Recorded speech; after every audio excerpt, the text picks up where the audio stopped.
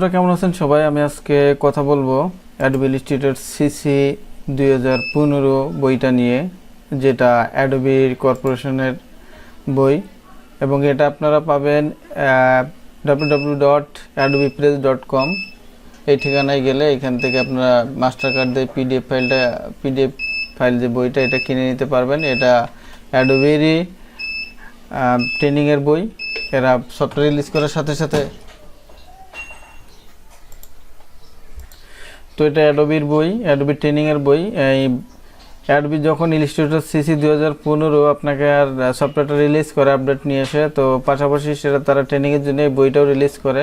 Software release কোনো নতুন update আসলে সেটা তারা ট্রেনিংয়ের বইয়ের ভিতরে নিয়ে আসে। কেন অ্যাডোবির আর সম্ভব না, অ্যাডোবির তো আর সম্ভব না মানে ওয়ার্ল্ডের সমস্ত জায়গায় গিয়ে তাদের ট্রেনিং সেন্টারে তাদের ট্রেনার দিয়ে ট্রেনিং করানো। তারা ট্রেনিংয়ের জন্য বইটা বের করে। তো যাও মানে সারা বিশ্বের যে গ্রাফিক্সের ট্রেনিং স্কুল বলেন বা কলেজ বলেন বা ডিপ্লোমা কোর্স বলেন বা এমনি বেসিক ট্রেনিংয়ের কোর্স বলেন, এই জায়গাগুলোতে এই বইগুলো দিয়ে করানো হয়। তো আমাদের বাংলাদেশে আসলে কোনো বই ব্যবহার করা হয় না। এখানে গ্রাফিক ডিজাইনার তৈরি হয় অল্প কিছু বিষয় নিয়ে। তো যাই হোক, আমিও তেমন একজন। তো আমি চেষ্টা করছি আইডিবি থেকে ট্রেনিং নিতে। আমি স্কলারশিপ পাইছিলাম idb.বিশ্ব.org এই ঠিকানায় গেলে আপনারা যদি মুসলিম হন এবং অনার্স কমপ্লিট হয়ে থাকে আপনারা অ্যাপ্লাই করতে পারবেন এই আইটি কোর্সের জন্য। এটা 12 থেকে 13 মাস সময় লাগে। এখানে আপনি 5টা অ্যাডোবি সফটওয়্যার সহ একটা 3D কর্পোরেশনের সফটওয়্যার 3D ম্যাক্স এটা শেখাবে। তো যাক, এখানে যা শিখবেন বই পড়ে শিখবেন। বাইরের কান্ট্রিতে যেভাবে বই পড়ে আপনার শিখতে হয়, শুধুমাত্র বাংলাদেশে একটা জায়গায় আছে এখানে মেন বই পড়ে মানে অরিজিনাল জিনিস আপনাকে শেখানো হয়। আমি বলবো না যে অনেক কিছু শিখে আসছি, আমি অরিজিনাল বস্ত্র আছে এই ওই নানানতাল। তা আমি এটা বলতে পারি, আপনারা আমার সাথে যদি থাকেন শিখেন তাহলে অবশ্যই গোল্লায় যাবেন। ও না, গোল্লাবেন না, মানে ফাজলামি করলাম আর কি। মানে কিছু শিখতে পারবেন, আর যেটা জানেন তার থেকে হয়তো নতুনত্ব কিছু পাবেন। ঠিক আছে, তো আর বকবক না করে চলুন শুরু করা যাক। তো বইটা হচ্ছে আপনার পিডিএফ ফাইল। আপনার চাইলে www.adobepress.com এই ঠিকানা থেকে বইটা কিনে নিতে পারেন। এখানে লেসন অনুযায়ী আছে 0 থেকে অ্যাডভান্স পর্যন্ত। আপনার এটা যদি কমপ্লিট করতে পারেন তো আমি মানে আশা করা যায় যে ভালো একটা বেসিক স্কিল হবে আপনার। পাশাপাশি আপনি ক্লায়েন্টের যে কোনো প্রশ্নের উত্তর দিতে পারবেন। মার্কেট প্লেসে ক্লায়েন্ট বিভিন্ন ধরনের প্রশ্ন করে থাকে, তো ফাইবার বাদে আপওয়ার্ক, freelancer.com এই দুইটা জায়গায় ক্লায়েন্ট প্রশ্ন করে থাকে। এবং তো আপনার যে কোনো মানে ইলাস্ট্রেটর সম্পর্কে যদি কোনো প্রশ্ন করে তো আপনি নিঃসন্দেহে বইটা কমপ্লিট করলে প্রশ্ন অ্যান্সার দিতে পারবেন। পাশাপাশি প্রোফাইলে এক্সাম দিয়ে নিতে পারবেন, আর নিজের প্রোফাইলে নিজে এক্সাম দিতে পারবেন। ঠিক আছে, এই স্কিল টেস্টগুলো যেটা বলে আর কি। তো এটা হচ্ছে মেন বিষয়। তো চলুন আমরা চেষ্টা করব যে আমি বাকি কয়েকটা ঘন্টাতে আপনাদের সাথে থাকতে এবং এই অ্যাডোবির বেসিক টু অ্যাডভান্স যে ট্রেনিংটা এটা নিয়ে আলোচনা করতে। তো আমি প্রত্যেকটা টুলস নিয়ে 1 বাই 1 আলোচনা করব। তো ইনশাল্লাহ যদি থাকেন গোল্লায় যাবেন না এবং বিশাল কিছু হবেন না, মাঝামাঝি পর্যায়ে কিছু একটা হবেন আশা করা যায়। তো কী হবেন সেটা আমি জানি না, সেটা আপনার উপরে ডিপেন্ড করে। ঠিক আছে, তো চলেন আমরা শুরু করব।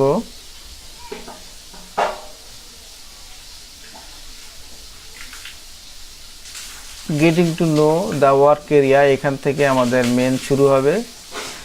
ঠিক আছে, তো এইখান থেকে মেন শুরু হবে। তো আমরা এখান থেকে অ্যাডোবি ইলাস্ট্রেটর জিনিসটা কি, এটা আসলে কি বেস কাজ করে, তো আমি সেটা নিয়ে কাজ করব। এখানে লেখা আছে অনেক সুন্দর। যদি বইটা কিনে নিতে পারেন অনেক সুন্দর। আর যদি মাস্টার কার্ড না থাকে তাহলে আমার মাধ্যমে কিনে নিতে পারেন। যে কোনো সময়ে ইউটিউবের যে ব্যানার আছে, ব্যানার ওইখানে আমার হেল্পলাইনের নাম্বার আছে, এই নাম্বারে ফোন দিলে আমাকে পাবেন। দিনে রাতে 24 ঘন্টা, সপ্তাহে 7 দিন আপনি যে কোনো টাইমের বনে জঙ্গলে যেখানে থাকেন না কেন স্মরণ করবেন, মানে জাস্ট একটা কল দিবেন, দিলে আমাকে পাবেন। এবং ইনশাল্লাহ যে কোনো বিষয়ে যে গ্রাফিক্স যে কোর্সটা ইলাস্ট্রেটর বিষয়ে করতেছেন এই বিষয়ে প্রশ্ন করলে আমি যতটুকু জানি ততটুকু দিয়ে হেল্প করার চেষ্টা করব। আর এইখানে আমি মার্কেট প্লেসে ঢোকা থেকে শুরু করে ক্লায়েন্টের সাথে কীভাবে ডিল করি আমি নিজে পার্সোনালি আমি আমার অভিজ্ঞতা শেয়ার করব। তো আশা করি এটা থেকে আপনাদের অনেকের উপকার হবে, আবার অনেকের উপকার হবে না। যারা আমার থেকে বেশি জানে তাদের তো উপকার হবেই না, আর যারা আমার থেকে কম জানে তাদের মেবি উপকার হবে। তো দেখেন এখানে অ্যাডোবি ইলাস্ট্রেটর কাজ করা হচ্ছে ভেক্টর বেজ, আর অ্যাডোবি ফটোশপ কাজ করে রাস্টার বেজ। তো রাস্টার আর ভেক্টরের ভিতরে পার্থক্য এখানে একটু দেখানো হয়েছে। তো এখানে ছবিটা জুম করলে ভালো বুঝতে পারবেন না, আমি সফটওয়্যার থেকে দেখাই যদি, তো তখন ভালো বুঝতে পারবেন।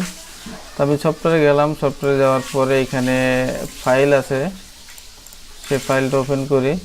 এখানে দেখেন একটা বিষয়, এটা হচ্ছে ভেক্টর ফাইল, এটা ভেক্টর ফাইল, এটা হচ্ছে আপনার ইসে করা, আমার নিজেরই ডিজাইন করা, আমি ইউটিউবের ভিডিও ব্যানারের জন্য।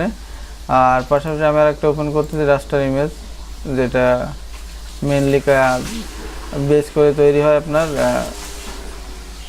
ফটোশপের। আউটপুটটা ফিট করে দিই।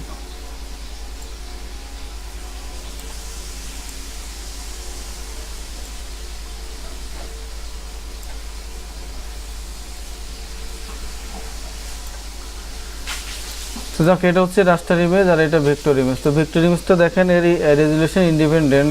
এটা দেখেন আমি যত বড় করব না কেন, আমার যে নিজের এই ছবিটাও এখানে আছে, এটাও আমি বড় করছি, তারপরে এর রেজুলেশন ধরে রাখছে ভালো। দেখেন আমি নিজের ছবিটাও এখানে বড় করছি, তারপরেও এটা তাড়াতাড়ি কত পার্সেন্ট জুম করেছে, এখানে 48% জুম করেছি, তারপরেও এটা ফাটতেছে না, এখনও ভালোভাবে বোঝা যাচ্ছে। আমি যদি আরও জুম করি এখান থেকে 12,000%, তো তারপরেও দেখেন আমার চোখটুকগুলো এখনও ক্লিয়ার বোঝা যাচ্ছে। চোখটুকগুলো দেখেন এখনও ক্লিয়ার বোঝা যাচ্ছে।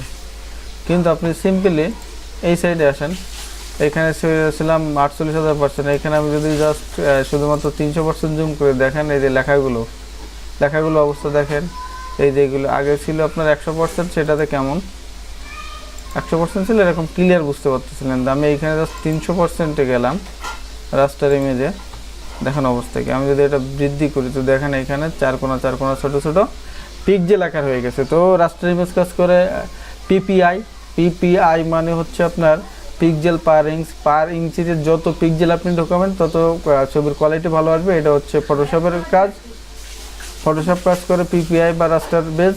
তো ফটোশপে আপনি ছবির কোয়ালিটি ভালো করার জন্য আপনার করতে হবে কি, পার ইঞ্চিতে আপনি যতগুলো করে পিক্সেল ঢোকাবেন, ছোট ছোট পিক্সেল ঢোকাবেন, তত ইমেজ কোয়ালিটি ভালো আসবে। আর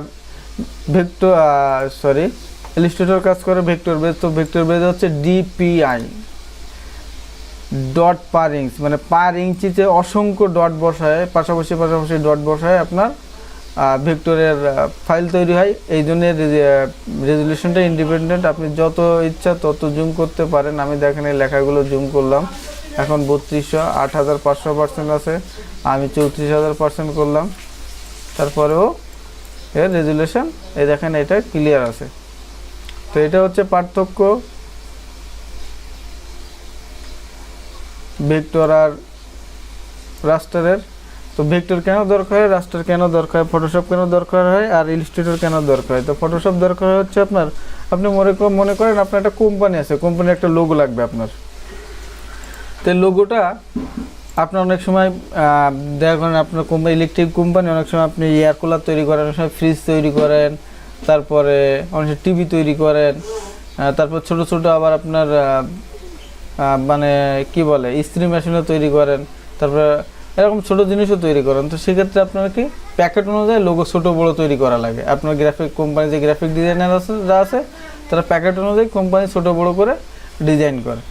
তো বিষয় হচ্ছে এখানে আপনি যখন এয়ার কুলারের জন্য করবেন বেশ বড় হবে, মাঝামাঝি পড়ে। যখন ফ্রিজের জন্য করবেন 1200 সেফটি বা 13 সেফটি, এরকম ফ্রিজের জন্য যখন একটা লোগো করবেন তখন লোগোটা অবশ্যই বড় লাগবে।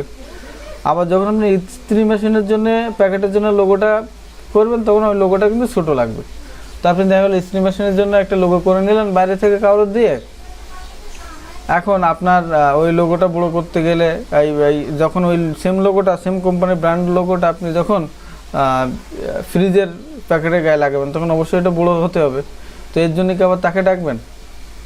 অবশ্যই দরকার হবে না। আপনি যদি এটা ভেক্টর দিয়ে ইলাস্ট্রেটর দিয়ে করেন, ভেক্টর বেস ফাইল করেন, ভেক্টর বেস গ্রাফিক্স করেন, তাহলে আপনার ওইটা জাস্ট টেনের সাইজ অনুযায়ী বসাই দেবেন, ওটা বড় হবে, ওর রেজুলেশন কোনো নষ্ট হবে না, কোনো কিছু না। কিন্তু আপনি যদি ফটোশপ দিয়ে করেন সেক্ষেত্রে কিন্তু আপনার যেটুকু মানে পার ইঞ্চিতে মানে ক্লিয়ার দেখানোর জন্য লোগোটা সেই মুহূর্তে পার ইঞ্চিতে কতটা পিক্সেল ঢোকাচ্ছেন, ঢোকায় আপনার কোয়ালিটিটা যেমন হচ্ছে, পরবর্তীতে ওইটা যদি আবার জুম করেন, জুম করলে কিন্তু ওই আবার নতুন করে ফাইলে গিয়ে আপনার পিক্সেল সংখ্যা বাড়াতে হবে, না হলে কিন্তু কোয়ালিটি থাকবে না।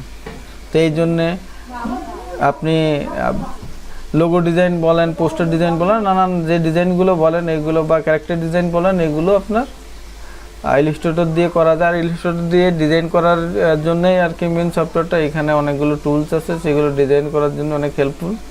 তো যাই হোক, বক না করি, এটাই ছিল মূলত ইলাস্ট্রেটর এবং ফটোশপের পার্থক্য।